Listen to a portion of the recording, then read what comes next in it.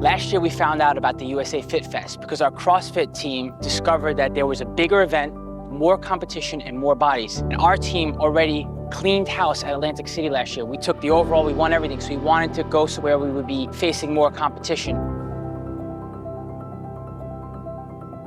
FitFest was hands down the biggest competition I've ever done personally as a CrossFitter, as well as that we've ever done as a team. It gave us an opportunity to compete against a much deeper field than what we've ever competed against in the past.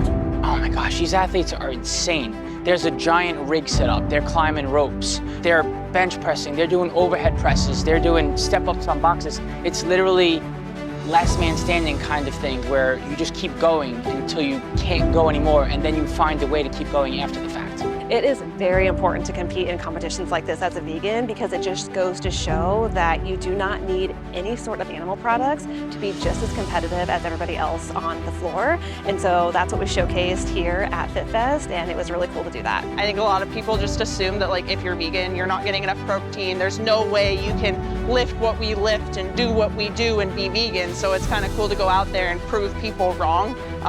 That's how it feels. Like, I go out there and they see that I'm vegan. They're like, wait, you do this and you're vegan? On the first workout, I was beating a lot of people. So I was like, oh, I'm in this. And then the lift event, I was like, I'm gonna win this. I'm really great at lifting.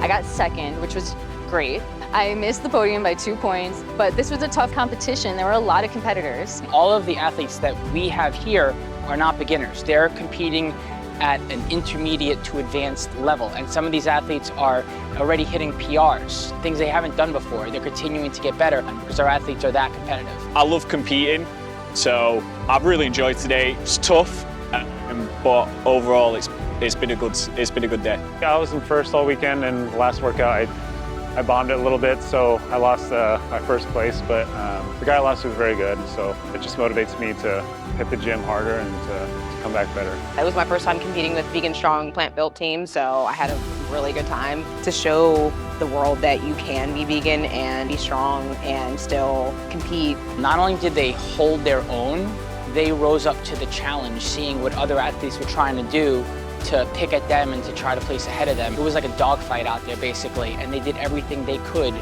to keep going and find ways to place as high as possible. They took risks.